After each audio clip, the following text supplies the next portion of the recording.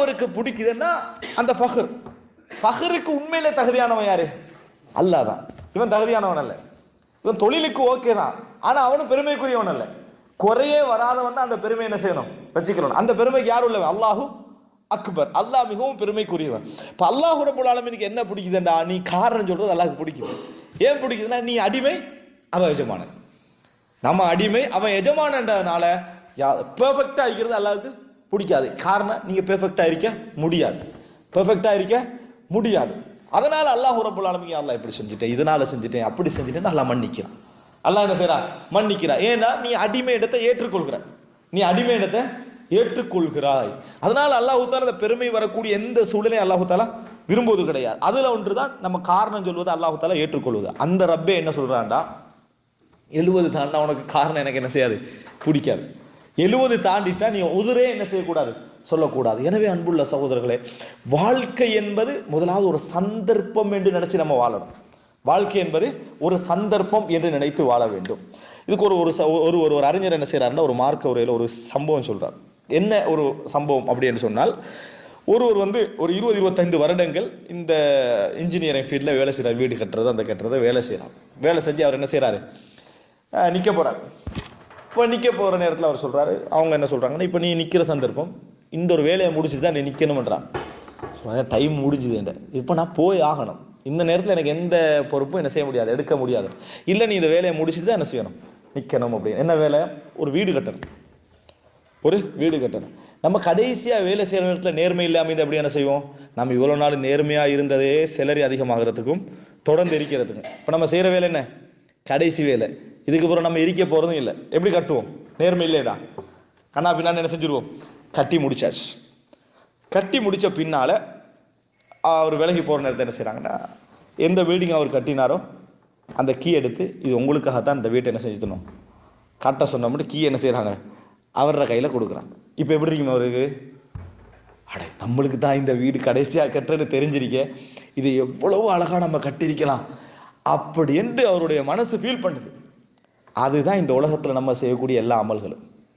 இந்த கீ எங்களுக்கு தான் தரப்பட போகுது. நம்ம செய்கிற அமல் இருக்குதே, நம்ம தொழுகிற தொழுகை, நம்ம பிடிக்கிற நோன்பு, நம்ம ஓதுற குர்ஆன், இதெல்லாம் எதுக்காக வேண்டி தெரியுமா, அதோட கீ நம்மளுக்கு தான் என்ன செய்யுது, தரப்பட போகிறது.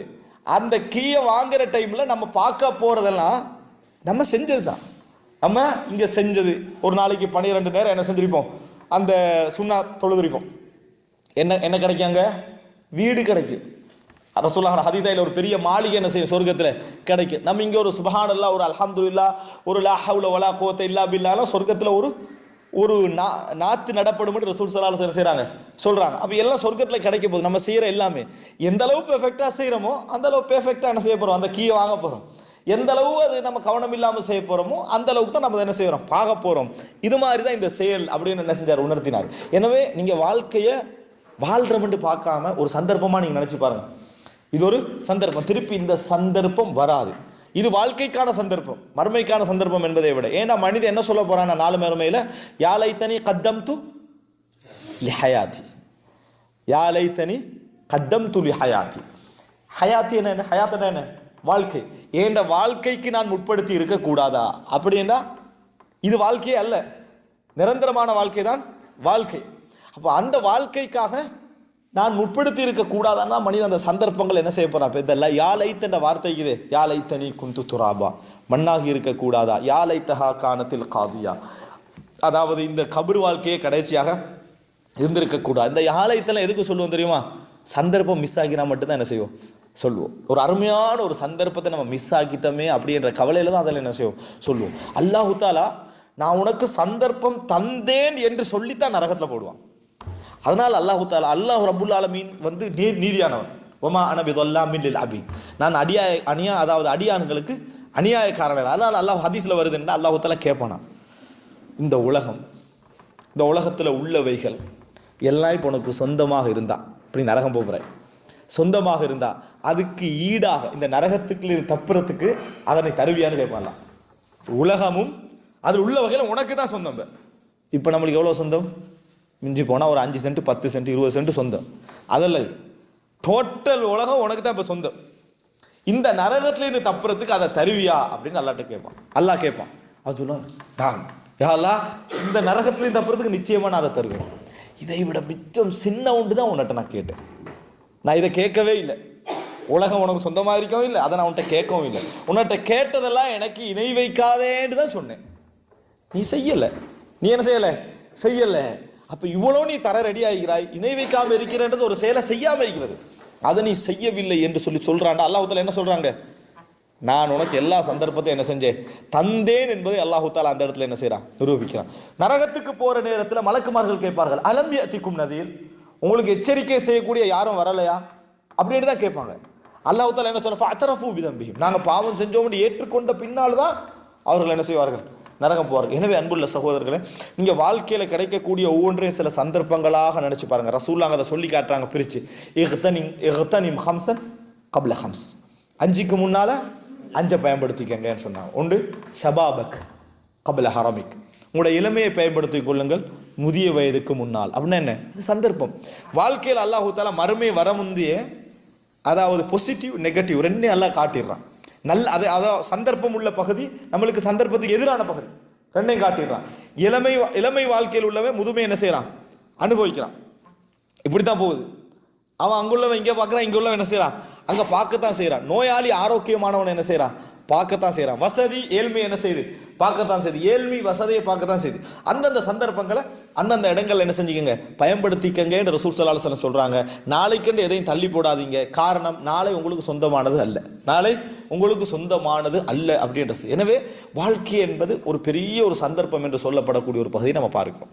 ரசூலுல்லாஹி ஸல்லல்லாஹு அலைஹி வஸல்லம் அவர்கள் வாழ்க்கை என்ற சந்தர்ப்பம், இந்த ஒரு பகுதியை நம்ம புரிஞ்சுக்கிட்டோம். அதாவது வாழ்க்கை என்பது ஒரு பெரிய ஒரு சந்தர்ப்பம் அப்படின்னு புரிந்து கொள்கிறோம். இரண்டாவது அம்சம் சகோதரர்களே, வாழ்க்கையில இது வாழ்க்கை என்பதே ஒரு சந்தர்ப்பம் என்ற ஒரு பகுதிக்கு அடுத்ததாக, வாழ்க்கையில நம்ம சந்தர்ப்பம் வரவில்லைன்னு நினைக்கக்கூடிய எத்தனையோ விஷயங்களுக்கு அது வாழ்க்கையோட நம்ம உபபகுதிகள் நம்மகிட்ட நிறைய இருக்குது. நல்ல ஒரு தொழிலுக்காக வெயிட் பண்ணிக்கிட்டு இருப்போம், அல்லாஹ் உதவி செய்வான் அப்படின்னு சொல்லுவோம். நல்ல ஒரு திருமணத்துக்காக வெயிட் பண்ணிக்கிட்டு இருப்போம், அல்லாஹு தஆலா உதவி செய்வான் அப்படின்னு சொல்லுவோம். நல்ல ஒரு ஃபேமிலிக்காக நம்ம வெயிட் பண்ணிக்கிட்டு இருப்போம், அல்லாஹு தஆலா உதவி செய்வான் அப்படின்னு சொல்லுவோம். இப்படி பல விஷயங்கள், நல்ல வாழ்க்கை, நல்ல சூழல், நல்ல அம்சங்கள், இப்படி பல விஷயத்துக்கு நம்ம என்ன செய்வோம்? முயற்சி எடுத்துக்கிட்டு இருப்போம்.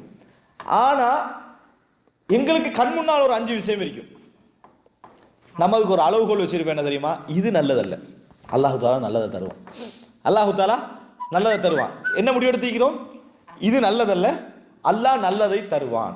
இப்போ புரிஞ்சுக்கங்க, நம்ம அல்லாஹ்ட்ட துவா கேட்கிறோம், நல்ல ஒன்று கிடைக்கணும். எல்லா விஷயத்துலையும், தொழிலில், திருமணத்தில், பிள்ளைகளில், குடும்ப வாழ்க்கையில், அதே போல் கல்வியில், என்னென்ன விஷயங்கள் இருக்குதோ எல்லாத்தையும் நல்லது அல்லாஹ்ட்ட கேட்டிருக்கிறோம்.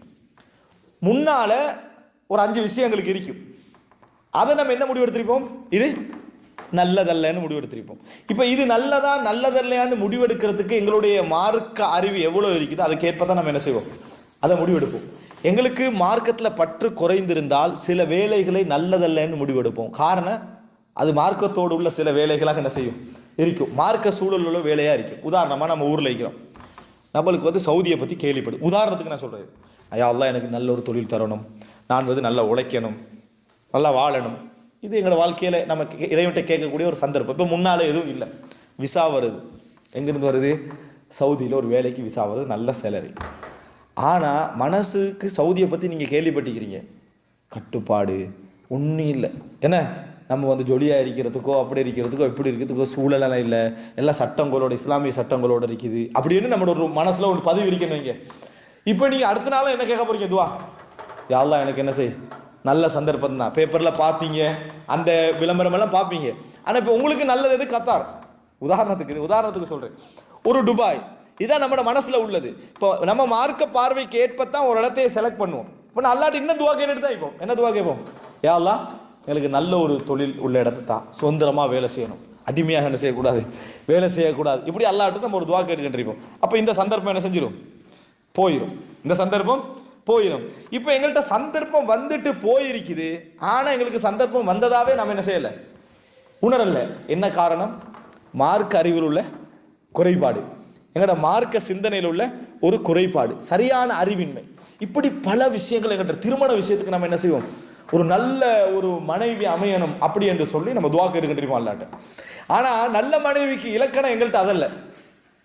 மார்க்க அறிவு இல்லை என்று சொன்னால் நல்ல மனைவிக்கு இலக்கணம் எங்கிட்ட இப்போ என்ன இருக்கும்? நீங்கள் வந்து ஒரு டெய்லரிங் வேலை செய்கிறீங்க, தையல் வேலை செய்கிறீங்க. இப்போ நீங்கள் பார்க்குறீங்க அந்த ஒரு கவர்மெண்ட்டை அந்த ஒரு இதை முன்னேற்றுவதற்காக மனைவியும் சப்போர்ட்டாக என்ன செய்யணும் இருக்கு. நம்ம மனைவிக்கு இப்போ என்ன தெரிஞ்சிருக்கணும்? அதே தையல் துறையில் மனைவிக்கு ஈடுபாடு இருக்கணும். இப்போ உங்களுக்கு ஒரு திருமணம் பேசி வராங்க வீட்டில், நல்ல புள்ள ஒழுக்கம் எல்லாம் இருக்குது, எல்லாம் சொல்லப்பட்டாச்சு. அடுத்த நாள் நீங்கள் இப்போ என்ன செய்ய போகிறீங்க? அல்லாட்ட துவா தான் கேட்க போகிறீங்க. அல்லாஹ் எனக்கு ஒரு நல்ல ஒரு சூழலை, நல்ல ஒரு மனைவி. ஏன்னா நீங்கள் எதிர்பார்க்குற அல்லாட்ட நீங்கள் ஒரு அப்ளை பண்ணிக்கிறீங்க, இதான் எனக்கு கிடைக்கணும். நல்லது மட்டும் நீங்கள் அல்லாட்ட கேட்கல, அல்லாட்ட எனக்கு நல்லதுண்டா இதுதான் வரணும், இந்த கேட்டகரி வானாண்டு அல்லாட்ட சொல்லி வேற வச்சுக்கிறோம். அப்போ இப்போ என்ன அடுத்தது என்ன பார்க்குறோம்? 5 வருஷம் ஆகி 6 வருஷம் ஆகி அல்லாஹ் எங்களோட துவா என்ன செய்யலை, கபூல் செய்யலை, சந்தர்ப்பத்தை தரலை. ஆனால் உண்மையாக இருந்தால் சந்தர்ப்பம் தரலையான்னு கேட்டால் சந்தர்ப்பம் தராமலாம் இல்லை. ஒரு சந்தர்ப்பம் எங்களை தாண்டி போயிட்டு இருக்குது. நம்ம போட்ட அந்த அறிவில் அது இல்லை, நாங்கள் அளந்த அந்த அளவில் அது இல்லை. எனவே நல்ல மார்க்கப்பட்டுள்ள பெண் போய்கின்றே இப்போ எது வரைக்கும் நீங்கள் அல்லாவுக்கு போட்டு கொடுத்த ஒரு அளவுகோல் இருக்குதே அது கிடைக்கும் வரைக்கும். எனவே சந்தர்ப்பங்களை தாண்டி என்னது போய்கிட்டு தான் இருக்குது. ரசூலுல்லாஹி ஸல்லல்லாஹு அலைஹி வஸல்லம் ஒரு மனிதனுக்கு கிடைக்கக்கூடிய நல்ல சூழல் என்பது ஃபர்ஸ்டா எதை பார்க்க சொன்னாங்க? தீன் தான், மார்க்கம் என்ற பகுதி தான் ஃபர்ஸ்ட் அளவுகோல். அந்த அளவுகோலை வைக்காம எதையுமே என்ன செய்யக்கூடாது, பார்க்கக்கூடாது. அதுக்கு எங்கள்கிட்ட என்ன இருக்கணும்? மார்க்கப்பட்டிருக்கணும், மார்க்க அறிவு இருக்கணும். மார்க்கப்பட்டு பற்று மட்டுமல்ல, மார்க்க அறிவும் இருக்கணும். பற்று மட்டும் சரி வராது, மார்க்க அறிவு மார்க்கப்பட்டு ரெண்டும் இருந்தால்தான் எங்களோட லைஃபுடைய சந்தர்ப்பங்களை நம்ம ஒழுங்காக பயன்படுத்துவோம். இதுக்கு வந்து ஒரு இஸ்லாத்தோடு சம்பந்தப்படலை, ஆனால் இஸ்லாமிய கருத்து சொல்லக்கூடிய ஒரு சம்பவம் பாருங்க. அது ஒரு உண்மை சம்பவம் அல்ல, ஒரு செய்திக்காக சொல்லுவாங்க. சந்தர்ப்பத்தை எப்படி புரிஞ்சுகிறது அப்படி என்பதற்காக ஒரு சன்னியாசி அல்லது ஒரு என்னது இந்த அதாவது என்ன சொல்லுவாங்க, துறவி ஒரு மரத்துக்கு கீழே இந்த இறைவனை வணங்கி நிற்கிறார். திடீர்னு அந்த ஊரில் என்ன செய்யுது, ஒரு வெள்ளம் வருது. இவ்வளோ ஒரு 10 வருஷம் 15 வருஷம் இறைவனை வணங்கின வர்ற உள்ளத்தில் என்ன நம்பிக்கை இருக்கும்? கடவுள் தான் அப்படின்னு நம்பிக்கை தான் இருக்கும். இப்படி இருக்கிற நேரத்தில் ஊரில் ஒரு பெரிய வெள்ளம் வந்த உடனேயே மக்கள் டக்கு டக்குன்னு ஒரு போட்டை செஞ்சு அதில் ஏறிட்டான். எல்லாம் முடிஞ்சவங்க ஏறி வெள்ளம் வருது நான் நம்ம காப்பாற்றிக்கன்னு ஏறிட்டான். துறவிட்டேன்னு சொல்லுங்க, ஏறுங்கன்றான். கடவுள் என்னை காப்பாற்றுவார்ன்ட்டார். அவர் என்ன சொல்லிட்டாரு? கடவுள் என்னை காப்பாற்றுவார். சரி, அவரை காப்பாற்ற வாய்ப்பு இருக்குதானே அப்படின்னு மக்கள் என்ன செஞ்சுட்டாங்க, போயிட்டான். வெள்ளம் அப்படியே போய் மரத்துடைய ஒரு அரைவாசிக்கு வந்துட்டு துறவியை தேடினா துறவி மரத்துக்கு மேலே என்ன செய்கிறாரு, இருக்கிறார். அப்போ அந்த நேரத்தில் என்ன செய்கிறாங்க, கப்பல் உள்ளவங்க ஒரு 2 பேர் போய் ஏறிக்கங்க அப்படின்றாங்க. கடவுள் என்ன காப்பாற்றுவாரன்ட்டார். அவர் வாய்ப்பு இருக்குது, அவன் போயிட்டான். என்ன அற்புதம் நிகழ்றது வாய்ப்பு இருக்குதே, போயிட்டான். கொஞ்சம் ஒரு நேரத்தை பார்த்தா உச்சியில் நிற்கிறாரு. இப்போயாவது இவரை காப்பாற்றி நம்ம ஏற்றிக்கொள்ள போகணும். 3ஆம் முறை கப்பல் போகுது. அவர் கடவுள் காப்பாற்றல உறுதியாகவே நின்ட்டார், போயிட்டாங்க. அதை கதையை எப்படி சொல்லுவாங்கன்னா, செத்துட்டார் அவர். மூழ்கி செத்த பிறகு கடவுள்கிட்ட சொல்கிறாரு, கடவுளே உன்னையே நம்பித்தான் நான் என்ன செஞ்சேன், மக்கள்கிட்ட வந்து நீ காப்பாற்றுவாய்ன்னு சொன்னி என்னை காப்பாற்றவே இல்லையேட்டு. கடவுள் பதில் சொல்கிறேன், 3 முறை உன்னைய காப்பாற்ற நான் வந்தேன். எத்தனை முறை வந்தேன்? 3 முறை உன்னை காப்பாற்ற வந்தேன். நீ தான் என்னோட வரலையேட்டு. நீ எங்கே 3 முறை வந்தாய்? கப்பல் வந்துச்சே 3 முறையும், அது நான் தான். இந்த உலகத்தில் நான் எவன்ட்டே நேரடியால் என்ன செய்ய மாட்டேன், போக மாட்டேன். உன்னைய காப்பாற்றுறதுக்கு இந்த உலகத்தில் என்ன செய்வேன், நான் சில சந்தர்ப்பங்களை வச்சிருப்பேன். நீ அதை பயன்படுத்தாமல் நான் நேர வரணும்ன்றே நீ எதிர்பார்த்தியன்னு சொன்னால் அது ஒரு அர்த்தமுள்ள ஒரு விஷயம் அல்ல. 3 முறை நான் உன்னிட்ட என்ன செஞ்சேன், வந்தேன்னு அந்த சம்பவம் சொல்லு. இந்த செய்தி எங்களுக்கு என்ன சொல்லுவது தெரியுமா? சந்தர்ப்பங்கள் என்பது நாங்கள் பார்க்குற எங்களோட அறிவில் தான் இருக்குது. எங்களுடைய அறிவு, எங்களது மார்க்கப்பற்று தான் இது சந்தர்ப்பமா இல்லையான்னு யோசிக்கும். நம்ம எதையோ ஒரு கனவை கண்டு முன்னால் உள்ளதெல்லாம் போக விட்டோம் பண்ணுவீங்களே, அது நம்ம சரியான அறிவாளிகள் அல்ல. ரசூல் ஸல்லல்லாஹு அலைஹி வஸல்லம் சொல்றாங்க பாருங்க, அதாவது நீ உங்களில் ஒரு இதா காமத்தி சா, மறுமை நாள் நிகழ்வதை காண்றார் ஒருத்தர். உலகமெல்லாம் திட்டுக்கிற அளவுக்கு மறுமை நாள் நிகழ்வை காண்றாரு. வஃபி யதிஹி ஃபசீலா, அவருடைய கையில ஒரு தாவரம் இருக்குது என்று சொன்னாலும் ஃபல் யஸ்ரஹா, அவர் அதை நாட்டி விட்டு எழும்பட்டும்னாங்க ரசூலா. அப்படி கையில் ஒரு தாவரம் இருக்குது, மறுமை நாள் நிகழ்றதை என்ன செய்யறாரு, காண்றாரு, அதை நாட்டிட்டு எழும்புங்க ரசூல் ஸல்லல்லாஹு அலைஹி வஸல்லம். யோசிச்சோம்னா இது நாட்டி என்ன பிரயோசனம், உலகமே என்ன செய்யுது, அழிய போகுது அப்படின்னு தான் நம்ம நினைக்கணும்.